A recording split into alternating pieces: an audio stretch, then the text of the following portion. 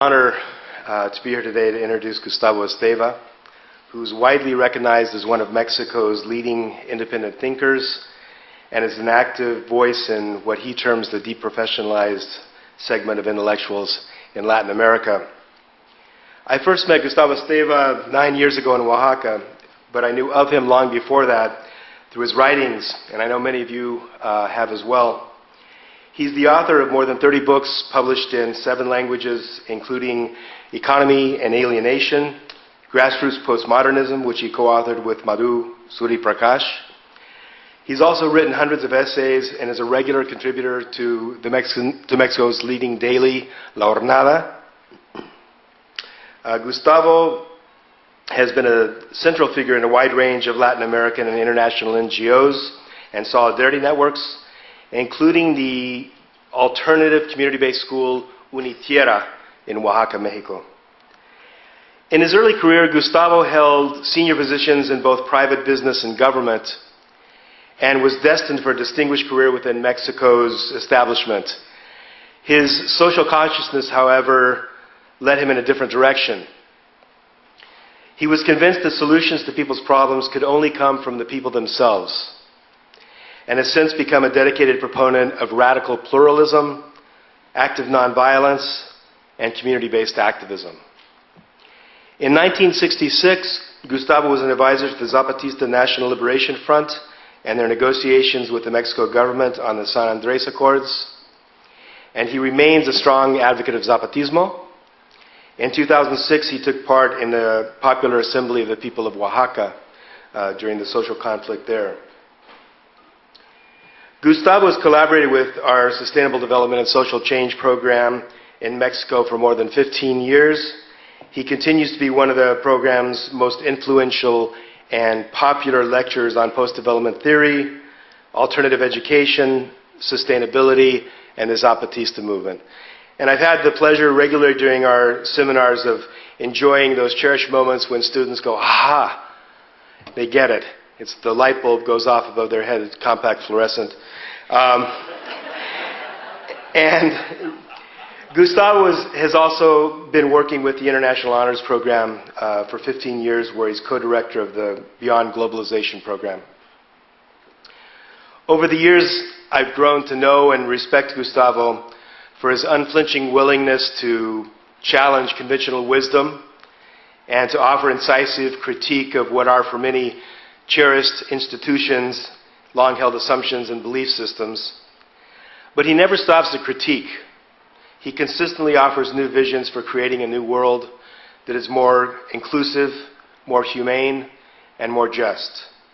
In summary, Gustavo is a man not only of great intellect, but of great heart. A very warm welcome, please, for Gustavo Esteva.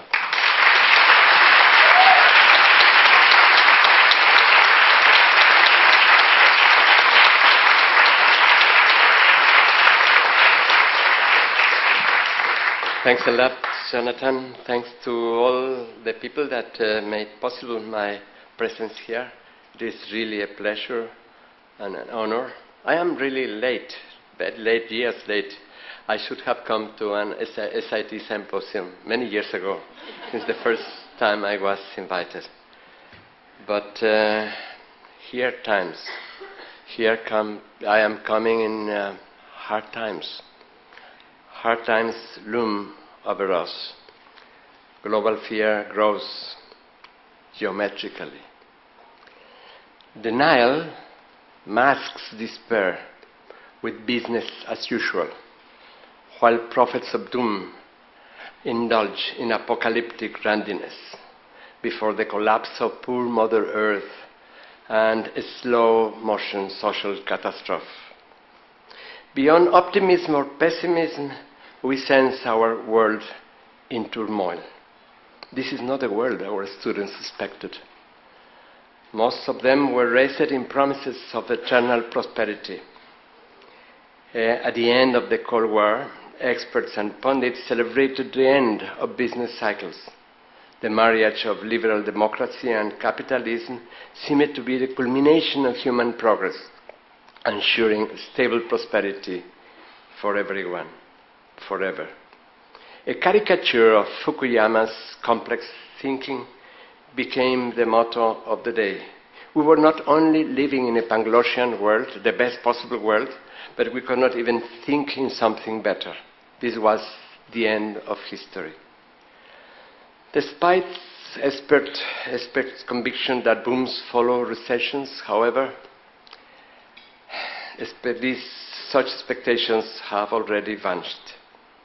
While some excitedly celebrate any and all signs of recovery, others humbly confess the shaky foundations of their predictions.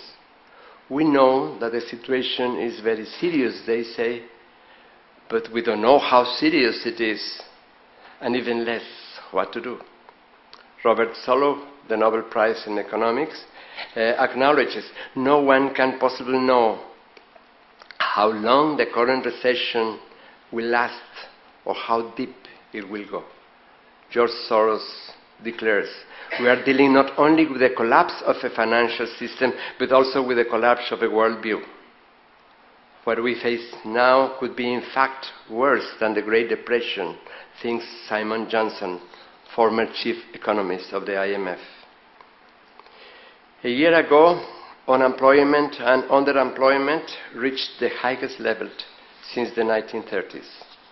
Half of all American families have experienced a job loss, a reduction in hours, or pay cuts in the last year. And this pain may last forever. It defines a new normality. The crisis is not just another business cycle, but a turning point. This point of turning, however, is not written in stone. Instead of the certainties in which they were educated, our students are now entering a world of radical uncertainty. A few weeks ago, Ben Bernanke, President of the Federal Reserve, and Robert Selig, President of the World Bank, warned that we are before unusually uncertain perspectives. We cannot take for granted the economic recovery. This short-term uncertainty is compounded with another. According to the experts, a whole generation of young adults is likely to see its life chances permanently diminished by this recession. The New York Times illustrated the situation through the eyes of Scott Nicholson, 24, a brilliant graduate of Colgate University. His grandfather is encouraging him to go abroad, to go west, so to speak, given the decline of the American economy. His elders urging startled the unemployed grandson. As the weeks pass, reports the New York Times, Scott Nicholson, handsome as a Marine officer in a recruiting poster, had gradually realized that his career will not roll out in the greater Boston area or anywhere in America with the easy inevitability that his father and grandfather recall, and that Scott thought would be his lot too when he finished college in 2008. Scott knows that at least a third of young adults like him are unemployed. I did not fully understand the severity of the situation I had graduated into, he says. But then he veered into the optimism that, polls show, is persistently, perhaps perversely, characteristic of millennials today. I am absolutely certain, he said, that my job hunt will eventually pay off. Perversely. This may define the victory of optimism of reality. Surely Scott will find a job, but he may never find the job of his dreams and educated expectations. He may be forced to accept one of the jobs he is now refusing. Like millions graduating, Scott has entered a world of radical uncertainty. There is almost universal consensus that we are at the end of an historical cycle. But when the time comes to identify the corpses to define which cycle is ending, the consensus vanishes, and then we enter into highly controversial territory. Wall Street is no longer the financial center of the world. And this may mark also the end of the hegemonic power of the United States and neoliberalism. Yes, we are attending the funeral of neoliberalism, not only the radical conception that started in the 70s, that is the real neoliberal policies, the real neoliberal orientation, or the simplification of the Washington Consensus formulated in the early 90s. Yes, the obituary has been pronounced even by one of the most important promoters of the neoliberal policies and orientation, the World Bank, since 2007. And we have seen these obituaries written by many other experts around the world. But of course, we still have the ghosts of neoliberalism around, and then we are still plagued by zombies that believe they are still alive. But at the same time, while we are really attending the funeral of neoliberalism, prominent scholars like Wallerstein think that we are living in the final phase of capitalism. And some thinkers invite us to celebrate the end of the modern era. The philosophical pillars of the Enlightenment crumble. We can no longer use them to understand the current situation and even less to create a new society. In the 1960s and 70s, Ivan Illich described the counterproductivity of modern institutions and anticipated its decadence. During the last years of his life, he observed a generalized sense that the future we expected does not work. There is an epistemic break, he said, a sudden image shift of consciousness in which the once unthinkable becomes thinkable. It was simply not thinkable that a king could be beheaded up until the French Revolution. Then suddenly there was a new way of seeing, a new form of language that could speak about such things. For Illich, what was emerging in the place of the old era could only be described as the dystopic horror that the literary imagination of George Orwell presented in 1984. This is the world our students are entering into. They are forced to think the unthinkable, lacking the tools to do it. Bill McKibben mourns, the earth that we knew, the only earth we ever knew, is gone. We can now imagine that, as Samuel Beckett once said, this earth could be uninhabited. Giorgio Agamben, the Italian philosopher, describes the emergent totalitarianism anticipated by Illich and Orwell. Its state of emergency becomes a civil war against entire categories of people who cannot be integrated into the political system. The state of law is progressively abolished. The Arizona's new law, contested by President Obama, but supported by half of the Americans, can be examined with these lenses. The state of exception is not a dictatorship, space devoid of law, a zone of anomie in which all legal determinations are deactivated. As we advance toward global civil war, thinks Agamben, the center of the arc of power becomes an empty space in which a human action with no relation to law stands before a norm with no relation to life. Our students are graduating into very muddy territory, a space devoid of direction and sense. It is not only the era of decreasing expectations, it is a time in which no expectation stands on solid grounds. Common sense is searching for a language to speak about the shadow which the future throws. Our students suddenly confront a catastrophic break into industrial man's image of himself at the edge of an abyss. Seasons of darkness and despair offer always the most compelling invitation to cultivate hope. It is no longer the illusion that everything will turn out just fine, as we are taught to expect. The cultivation of hope calls us to search for what is right, good, and appropriate, what makes sense, even though we cannot predict its consequences. Instead of diving into despair or denial, guided by the experts or the pundits, I invite you to join me in diverse worlds at the grassroots, where our gaze is not trapped upstairs at the top, but immersed in the experience of common men and women. In Latin America, our hope does not come from the unholy alliance of transnational capital and the leftist governments now dominant in the region, launching today a new era of capitalist expansion and conventional development, with unprecedented environmental destruction, injustice, and authoritarianism.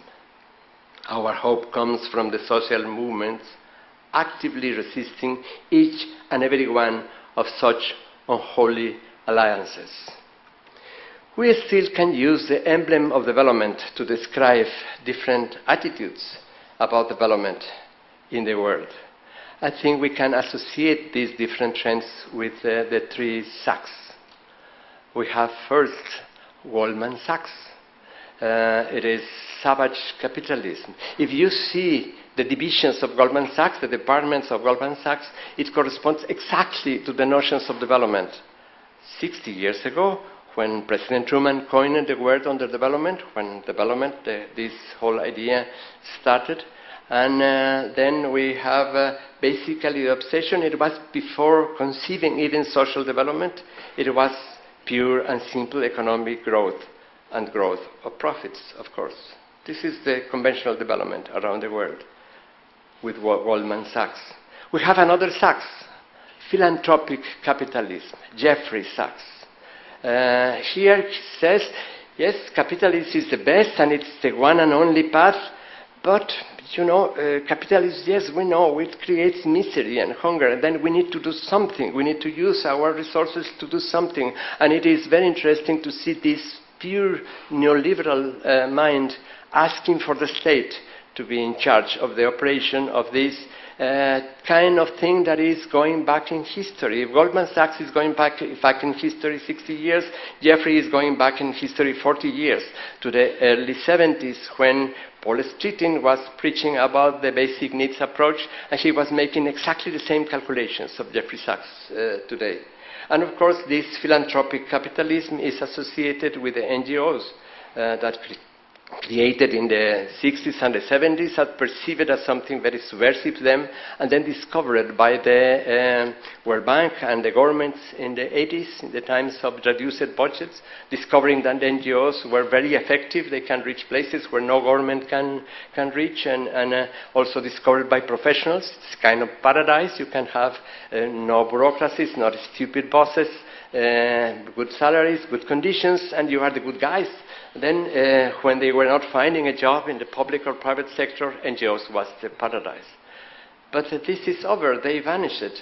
We are no longer in the world of these NGOs of the 60s and the 70s. What we have now in the line of philanthropic capitalism is gongos or bingos.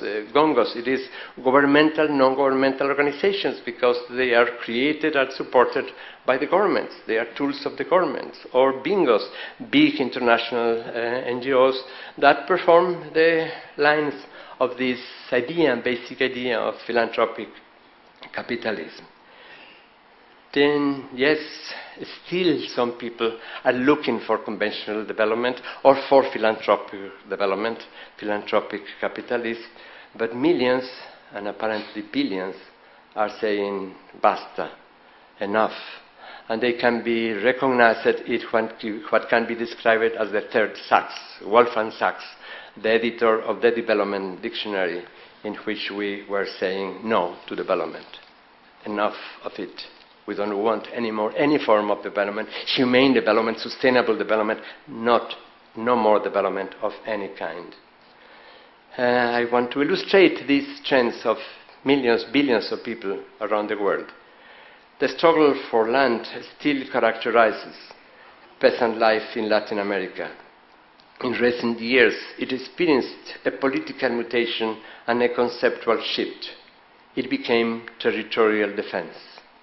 The Colombian Minga, pasea la palabra, takes the word for a walk, and exemplifies such new postmodern creative grassroots initiatives.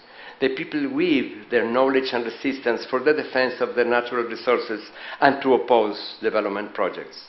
They claim a specific form of relation with the land, called autonomy by the Zapatistas in 1994, a sovereign practice of collective will challenging the government.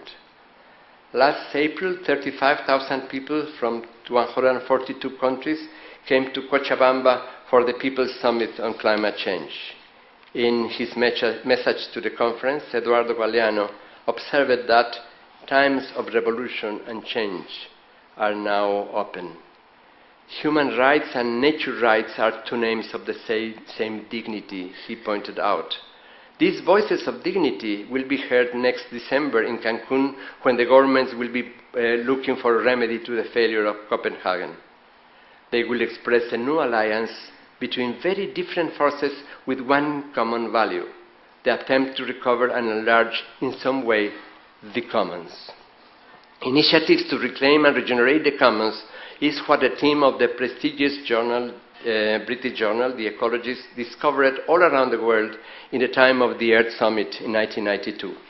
The enclosure of the commons, marking the beginning of industrial society and capitalism, became the trademark of all forms of predatory colonialism and still defines the operation of the dominant economic forces. The Ecologist brilliantly described people's contemporary resistance to such enclosures, recovering and regenerating their ancient commons while continuing to create new commons. For 20 years, as Jen Jones mentioned yesterday, Mrs. Ostrom called attention on these new ways of life and government. Her Nobel Prize in Economics hopefully will offer them more visibility and legitimacy. Call it the revolution of the new commons in the 90s. They were recently baptized as communism. If one expression could capture the main meaning of these new communist movements, it should be buen vivir, living well. The recovery of verbs illustrates its meaning. Instead of nouns like education, health, and shelter, generating dependency on entities satisfying those needs, verbs like learning, healing, or settling allude to the recovery of personal and collective agency and enable autonomous paths of social transformation. Cultivating food in the cities and new arrangements between farmers and urban consumers define today a vigorous trend. Practices of free and autonomous learning are increasingly popular. New notions of health and new perceptions of body and mind are nourishing autonomous healing practices, recovering traditions marginalized and disqualified by the medical profession, and enabling healthier behavior and more humane treatments, well rooted in families and communities. New centers for the autonomous production of knowledge out of research centers and universities are emerging everywhere. There are strong movements to improve formal democracy and to introduce participatory democracy, but the main efforts attempt to put those struggles at the service of radical democracy. Instead of social engineering, they look for what people can do for themselves to transform social relations and living conditions for communism, common sense, postmodern commons. Such struggles abandon all obsessions for seizing power through collections or armed uprising. Instead, they cultivate the common sense for regenerating commons that dismantle the state apparatuses. Initiatives in all areas of daily life are getting increased visibility in the midst of the crisis. They offer creative survival options in hard times and effectively resist the mega projects promoted in the region. When our students directly experience them, They are often exposed to terms like postmodernity and postmodernism, disorienting them. Postmodernity is not just what follows modernity, but a time in which the value system of the era preceding it remains relevant. Newtonian physics, Cartesian reductionism, the nation-state of Thomas Hobbes, and the capitalist world system define the modern paradigm. Postmodernity is not equipped with a similar paradigm. The word describes a state of mind for those disillusioned with the great truths of the previous epoch, but unable to find a substitute. This is experienced as a loss of values and orientation, or as the insight that there cannot be the one truth. Postmodernism, not postmodernity, postmodernism is a particular way of forming knowledge, a method. Before the loss of the basic truths of modernity and the insecurity it creates, social sciences attempt to create a new way of interpreting social reality. Postmodern thinking does not stand for arbitrariness, but for a mental and social opening implicit in the theme of this symposium and explicit in many of our programs. While modern thinking, unlike modern thinking, postmodern thinking will never attempt to dissolve plurality. It will instead demand respect for and coexistence with difference. Postmodernism embraces concepts beyond the modernist belief in the objective truth of scientific stock-taking, and beyond the belief in the solvability of conflicts, and beyond universalism and the civilizing process. All this, presented here in a crude simplification, is a source of confusion and perplexity for our students. They are exposed to radical critiques of all the beliefs in which they were educated, but they don't get appropriate substitutes for them, or even clutches to support them in their journeys through the worlds they are currently discovering. They also observe, however, an attitude adopted today by many social movements which offers a way out of such confusion. It abandons conventional universalism without falling into cultural relativism. This position, called radical pluralism by Raymond Panikkar, acknowledges the existence of human invariants, but not cultural universals. Cultural relativity, not relativism, means that every view of the world is relative to its context. No one can hold a complete and absolute view of reality, and cultural diversity is a precondition for harmony among peoples. Since 9/11, I have heard many sensible calls to tolerance, stimulated by unacceptable violence wrought by intolerance. But despite the olive branch proffered by tolerance, we cannot ignore its thorny prick that stings and wounds. Tolerance merely suffers difference with patience. The person who tolerates perceives the other as someone who has not the right color of the skin, the proper gut, the correct behavior. He feels the generosity of tolerating the other, of suffering him with patience. Though more gentle or discreet, tolerance is merely a different form of intolerance. Toleration, gets observed, ought in reality to be merely a transitory mood. It must lead to recognition.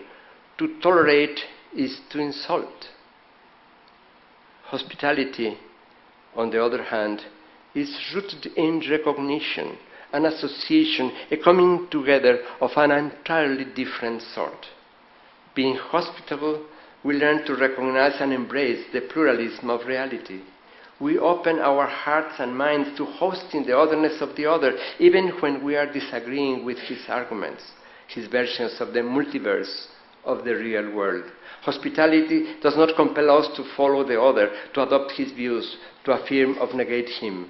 Hosting the otherness of the other simply means opening our arms, our hearts, our doors for him, to honor and accept his forms of existence in his own place.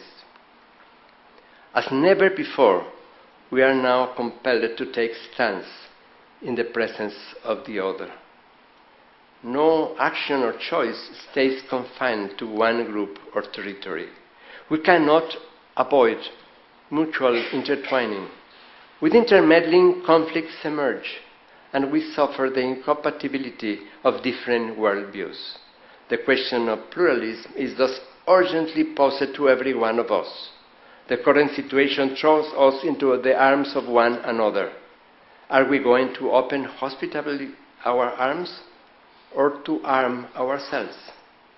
How do we learn and teach the creation of mutual openings in our concern for ourselves and those with whom we don't share ideas, concepts, beliefs, even words, those we call the other?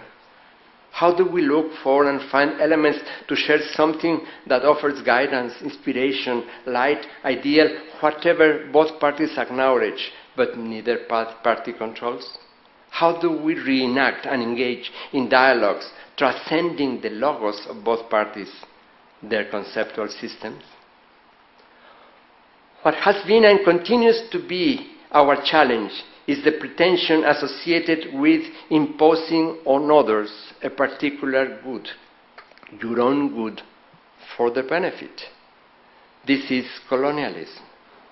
The others, barbarians, infidels, savages, natives, underdeveloped or undemocratic, have been seen as peoples in need of evangelization, civilization, economization, development, democracy, or human rights. Always for their own good, of course. Some people even seem to believe that they always may, should, and actually can choose others with whom to share their blessings. Oftentimes they end bombing people into the acceptance of gifts. The dogs sending food, medicine, or developers, and the hawks sending bombs belong to the same species. The current hell is paved with good intentions. I am here, said Ivan Illich in 1968 of all years, in a speech that apparently most of the people in this room know by memory. I am here to entreat to use your money, your status, and your education to travel in Latin America. Come to look, come to climb our mountains, to enjoy our flowers, come to study, but do not come to help. The speech always provokes intense debate among our students. It is easy to understand why the National Society of Experiential Education still uses it for its students.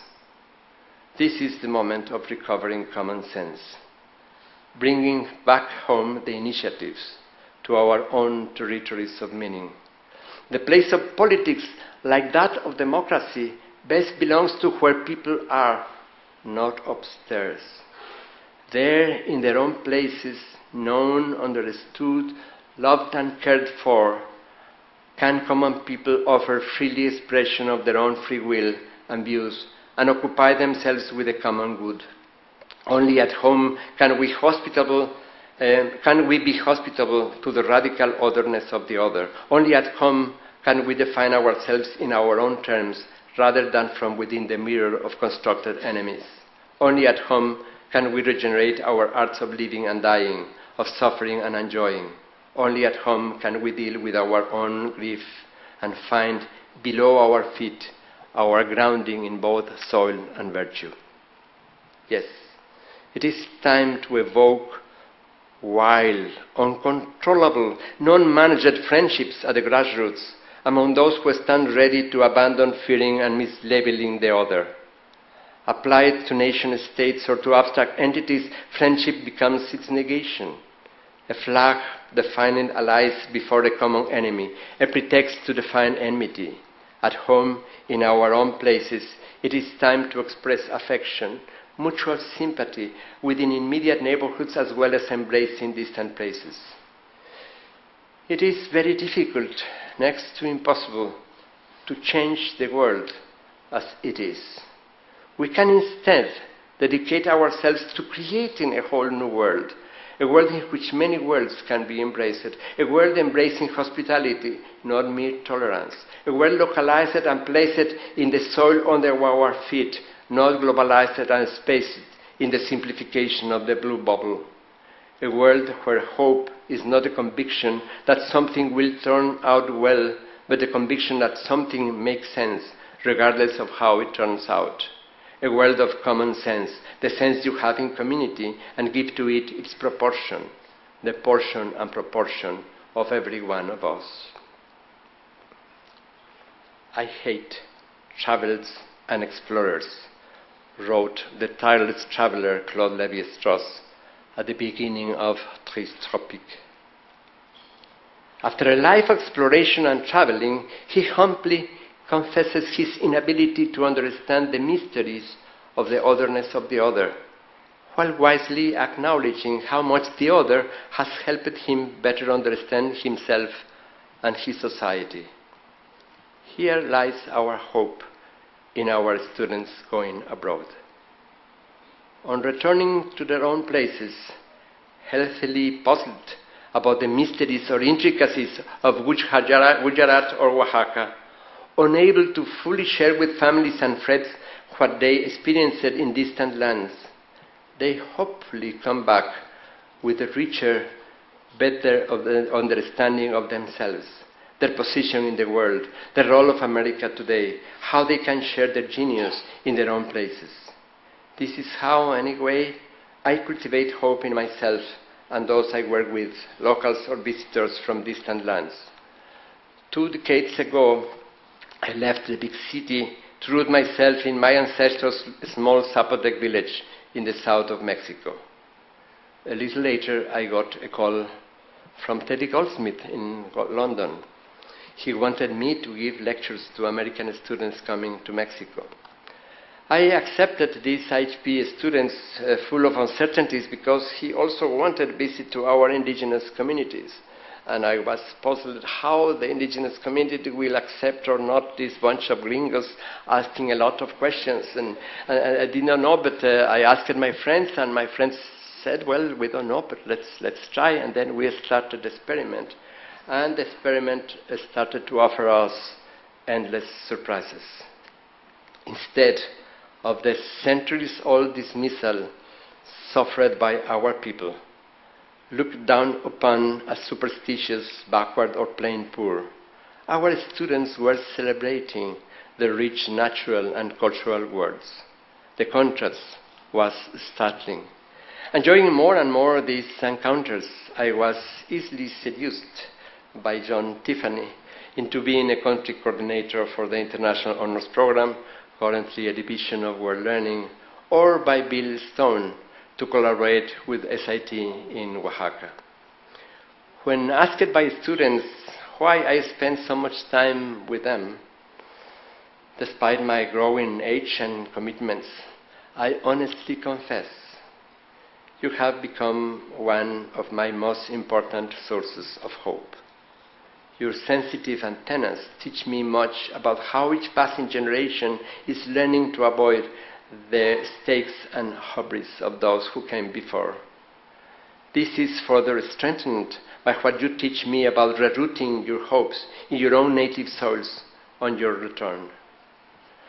3 years ago, in a colloquium in Chiapas, I had the honor of sharing the podium with Subcomandante Marcos and Naomi Klein. In exploring the romantic perspective of the foreigner mentioned by Marcos, Naomi talked about the New Age miners. The old miners are still here, she said, to drain the veins of Latin America, extracting gold, silver, copper, oil. The new ones are extracting hope and inspiration. In spite of ourselves, she confessed, we are miners of inspiration. But she also warned about the dangers of this new export, for exported hope cannot last. It rots. If North Americans want something more than ephemeral hope, she said, they need to cultivate it locally. My urgings and invitations today keep clear of those of hope miners. Our peculiar trait enriches us all when our students discover mines of contagious hope and inspiration during their stay with us. And once back, they begin creative forms of local cultivation for reciprocating in ways generous and mutually nurturing. Such stories of mutual crianza grow happily with each passing year. 2 weeks ago, I got a letter from a brilliant young man who recently ended his journey around the world in one of our programs. He was here in Battleboro last Monday. I have been experiencing, he wrote, a whirlwind of chaos and confusion having just finished college. After a lifetime of preparation, having dropped, naked, vulnerable, and unskilled into a lonely pit of social pressure to pursue a career, to have my life figured out, and to make money. None of these things, however, are my priority. Instead, I am seeking personal fulfillment, excitement, knowledge, and work that supports and develops my values. Those graduated from high school in the last decade seem to dislike the idea of work for work's sake and expect jobs and career to be tailored to their interest and lifestyle. But they are usually offered jobs which look boring, ugly, and undignified to them. This attitude is perceived as a problem. They are asked to take jobs they hate, as the president of the University of Connecticut has urged his students in the commencement of 2009. Instead, we celebrate their creative search to birth new worlds, rather than merely seeking the security of fitting into prefab boxes. Michael Sacco, a young Canadian, came to Oaxaca 7 years ago, confused by the processes of his graduation, brimming with energy and talent, but lacking clear direction or meaning. He combined some low-tech Canadian inventions with local Oaxaca genius to produce solar arrays, our first intercultural technology. Discovering our gift of cacao, he returned to Toronto and began with other young people a creative production of magnificent chocolate with no fossil fuel. Michael, called Chivo in Oaxaca because of his peculiar birth, quote, discovered that chocolate is very nutritious. You can live on it, not Hershey's, it's real chocolate. You can live on real chocolate, and produces a peculiar, healthy kind of intoxication when you take a lot of it. He thus started to organize chocolatadas. 200 or 300 young people come together and participate in vibrant political discussions, listen to lectures, and drink generously the delicious chocolate produced by Chivo and his friends. Their intense and enlightening debates, minus any fights, full of poems, music, and dance, have brought far north many elements of our great Mexican fiestas. A book will soon weave these experiences together. Reclaiming Chocolate, a political manifesto. It celebrates dignified work that combines beauty and leisure with abundant enjoyment. Instead of boring, ugly, and undignified disappearing jobs, it reveals endless opening for regenerating life, work, and leisure in our own places in ways that amaze and delight. Last Monday, a group of HPers came to Battleboro to be with us, and 2 of them surprised me. They gave me a really fantastic gift. They have learned everything about chocolate with Chivo in Toronto, and now they are organizing 5 cooperatives, thriving themselves. This is their way of life, a very good way of life. Cooperatives in Burlington, Vermont, and also in cooperatives with Oaxaca to collect the cacao and the vanilla, another cooperative in Haiti and other places. And then I asked, are you feeling this reciprocity? And they say, oh, we don't know. We know that reciprocity is not really just an attitude, but a way of being. And perhaps we are being, how you can say that? I don't know, they say, but we are doing that. This is the way we are now. How can I stop before bringing William into our midst? He rooted himself in the Aprovecho Institute and came back for a few weeks to Oaxaca to share with the women of Teotitlán who had offered him Oaxaqueña hospitality during the program, what he now knows about ecological stoves. And I feel compelled to invite Tom, a brilliant philosopher, as a necessary conclusion. At the end of the program, 10 years ago, Tom returned to India to learn Tamil. He has already published several books on Tamil poetry. After living for a while in Oaxaca and mastering the Spanish, he needed to translate into English a book of one of our best writers. He now lives near Seattle. He wrote to me recently with the most fascinating petition. He needs connections in Argentina. Why? Because he now wants to write a novel that can only exist in that country. His passing comment: to earn a little money, I'm working again as a magician. But now with a great difference. No longer is it a question of mere tricks, but instead offering and creating metaphors for poetry. Such metaphors were for Illich vital, authentic expressions of human aliveness. To witness such metaphors for aliveness, I invite you to visit Tom on www.thepoetmagic.com. Performing on his site, Tom reveals to us neither just a show of tricks, nor a simple talk about poetry. The poet's magic combines poems with the art of illusion to explore the hidden possibilities of her daily life. It is a performance as much about the magic of words as about the wonders we discover when we see the world as a poem. There is nothing in all of magic quite like it. While my heart urges me to share endless tales of hope offered by our graduates, the obligations of time compels me to end by reiterating my conviction about our students' genius and ingenuity as they discover and create unimaginable, whole unexplored frontiers for innovation in our troubled times. Their experiences abroad could be sources of inspiration for all of us. Once back, collaborating and creating afresh with friends and kindred spirits, they will continue to sow and reap hope in their own places, rediscovering ancient wisdom that assured us that hard times are also times of immense creativity. Instead of trying to follow a predefined path to achieve a prescribed destiny, now in jeopardy, they may attempt to reinvent themselves and the world. Not far from here, and not so long ago, our beloved Howard Zinn revealed revolutions not of great leaders or violent social quakes. Since history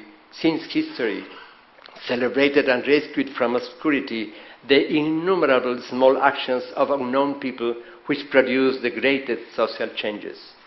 He knew that even marginal gestures can become the invisible roots of social change. He wisely urged us to see social revolutionary change as something immediate, as close to us as the palms of our hands. I quote, "It is something that we need to do today, right now, wherever we are, where we live, where we work or study.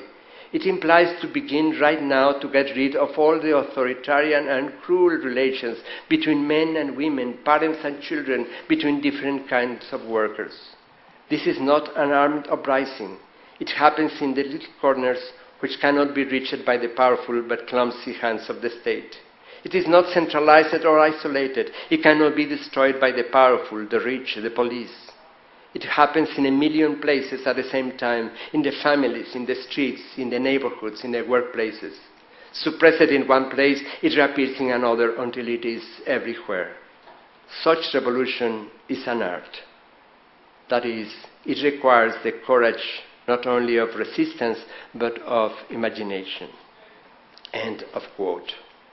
Confronting courageously our current overwhelming challenges, Zinn's wisdom guides us towards recovering our sense of reality with serenity.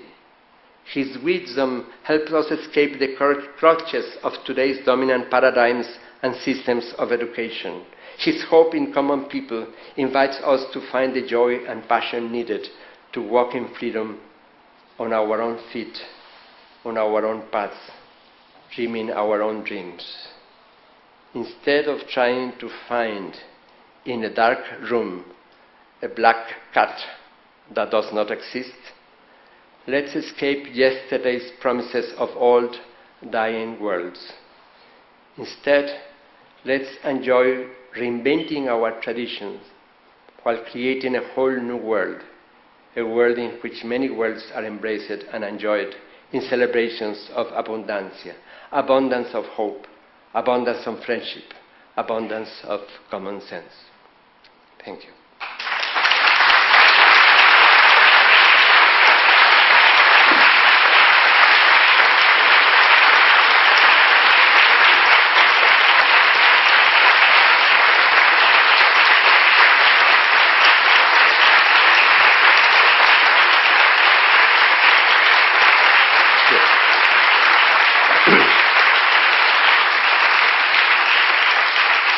Then apparently we have some time for questions, claims, comments, grievances. Please. There is a mic there.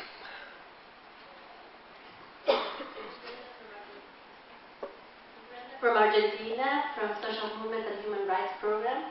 And I'm interested, you said something that change is not going to come from the state, from the government, but from social movements. And working with social movements every day, we see that sometimes the difficulties they have for change because of many reasons, poverty, and the relationships they end up having with governments to find some kind of change. And sometimes it's difficult to define what is a social movement and what is a government, especially in this new era in Latin America where a lot of governments are very close to social movements. So I would like to see how you see this relationship and what would be the change and the relationship between government and social movements seeking social change. It is, of course, thanks for a beautiful question. Impossible to answer it. But, of course, the relations between social movements and governments is always a very difficult relation until the governments can co-opt the social movements and process and refunctionalize them. It is really a tension. And it is a tension particularly for those social movements. First of all, I would say why we are still calling them social movements. Are the environmental movements not political? Are the women's movements not political? Why we call them these magnificent movements, these very powerful movements, we call them social, not political? Apparently the only political movements are those associated with the state, with the party, trying to get the power, to seize power. And then we call social movements these movements that are not interested in the power up there, but in the power right here, in our hands, where the people are. I may dare to say that today most of the social movements actively involved in changing the world, creating a whole new world before our eyes, changing the social relations defining the economic society, are basically invisible. We now have not millions, not thousands or millions, but billions of people involved in these movements all around the world, going beyond the institutions, going beyond the governments, coming from time to time with the government. We can see that in every aspect of reality. You can say, let's talk about education. There are many movements trying to get more and better schools. We know that the education system is not delivering. It's not preparing people for life and work. And the people are all over the world trying to reform the system, trying to improve the system, trying to get better schools and more schools everywhere. There are more and more people, billions of people, now saying enough. It is impossible to change this system. Then let's try by ourselves. Then instead of the tension and fighting with the government, give me more schools, give me better schools, give me better education, they are trying to find their own way of learning by themselves. And then finding incredible abundance of possibilities for learning if you're really thinking learning, not in being educated by someone, by the state or by anyone. If you can try, one of the lines of this, it's free schools. And if you Google this, you find 200 million references to free schools. Impossible to follow. It's a movement all around the planet. If you look at another alternative, learning communities instead of schools, 40 million references in Google. It is all over the planet. And you mention it in every sphere of the reality. Instead of asking about food, instead of saying, please, government, do something with these stupid corporations. Galeano says, those who are not afraid of hunger today are afraid of eating, because we know what they are putting in our plates. We know the kind of poison they can put. Then we are afraid that we will not have enough food, or that we will have food, because that kind of things that they are putting. And then we have been asking the government, please do something with these corporations, and we are asking for Walmart, and many more and more people are saying, enough, basta. That is not the way. We need to produce our own food. Via Campesina, the biggest peasant organization in the world today, in history, it defines food sovereignty. What is food sovereignty? I will define by myself what I will eat, and I will produce it. And then we are talking about producing food in the cities. Half of the food eaten by the people of Havana is produced in Havana. In Detroit, in the very image of the disaster of industrial development, you have 900 community gardens where they are produced food. And the teachers are finding, oh, I want to bring my children to these community gardens in Detroit. And once there, they say, well, it is not only good for them to know how to cultivate tomatoes, but this is better, perfect, better than the classroom to teach arithmetic or whatever, and they are bringing the classroom to the community gardens. We can see these kind of movements all around the planet, and very clearly in Latin America.